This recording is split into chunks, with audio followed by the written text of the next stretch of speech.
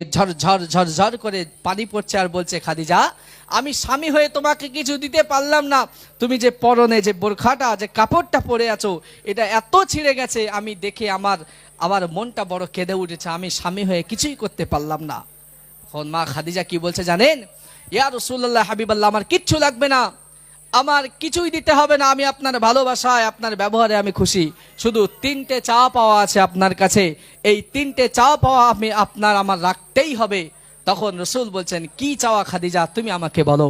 দেখুন খাদিজা আল্লাহ রসুলের কাছে কি চাইছে, কি আবদার করেছে, একটু ছন্দের মাধ্যমে শুনুন। বিবি বলে ওগো স্বামী মরণের পরে কবরে শোয়াবে আমার জুবা কাফন করে, কবরে চারিপাশে ঘুরবে বেগে,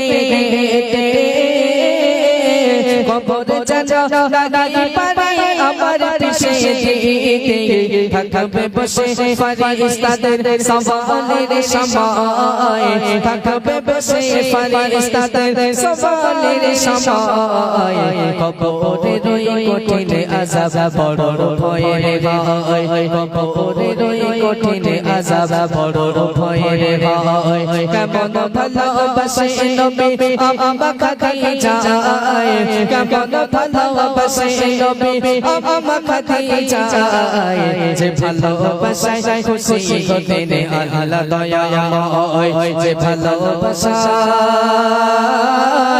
খুশি হতেন আল্লাহ দয়াময়। আমার স্বামী আমার কিচ্ছু দিতে হবে না, আমার কিচ্ছু লাগবে না, আমার শুধু লাগবে যখন আমি দুনিয়া থেকে শেষ নিঃশ্বাস ত্যাগ করে চলে যাব, আমি দুনিয়া থেকে যেদিন আমার শেষ নিঃশ্বাস ত্যাগ করে আমার আজরাইল যখন আমার জাহানটা কবজ করে নিয়ে চলে যাবে, সেদিন দুনিয়ার কোনো কাফন দিয়ে যেন আমাকে জড়ানো না হয়, দুনিয়ার কোনো কাফন দিয়ে যেন আমাকে না জড়িয়ে দেওয়া হয়। আমি খাদিজা আমার একটাই আবদার রসুল তোমার কাছে, যেন তোমার গায়ের জুব্বা দিয়ে যেন আমার কাফনটা করা হয়, প্রথম আবদার। দ্বিতীয় আবদার বলছেন, আমাকে যখন কবরে শোয়ানো হবে, শোয়ানোর আগে রসুল তুমি একবার নিজে কবরে নেমে কবরের চারপাশটা একটু ঘুরবে, যাতে করে খাদিজার কবর যখন দুই দিক দিয়ে মাটি চাপতে আসবে, আপনার পায়ের এই ছোঁয়াতে যেন কবর আমার পিষতে না পারে, আমার কষ্ট দিতে না পারে।